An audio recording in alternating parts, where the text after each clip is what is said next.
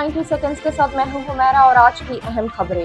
DGISPR lieutenant general Ahmad शरीफ चौधरी ने कहा है कि 7 और 8 मई की दरमियानी शब भारत ने एक बार फिर दरअंदाजी की कोशिश की, जिसके दौरान 25 ड्रोन गिराए गए, जबकि हमलों में पाक फौज के 4 जवान जख्मी हुए। वजीर आजम शहबाज शरीफ के जेर सदारत आज वजीर आजम हाउस में इजलास मुनक्किद हुआ, जिसमें साबिक वजीर आजम नवाज शरीफ और आला अस्करी अफसरान ने शिरकत की।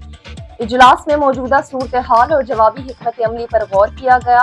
अवाम मुसल्लह अफवाज के साथ हैं। कौमी सलामती कमेटी के फैसलों पर मनोअन अमल दरामद किया जाएगा। वफाकी वजीर इत्तलात अता तादड़ का कहना है कि पाकिस्तान ने भारतीय जाहिलियत का भरपूर और मुंह तोड़ जवाब दिया है और पाक फौज ने लाइन ऑफ कंट्रोल पर दुश्मन के 40 से 50 फौजियों को हलाक किया है, जो कि बहुत बड़ी कामयाबी है। हिंदुस्तान ने सिविल आबादी में खौफ फैलाने के लिए मुख्तलिफ मकामात पर ड्रोन्स चलाए हैं। हमारी मुसल्लह अफवाज बहादुरी से लड़ रही है और उन्हें नाकारा बना रही है।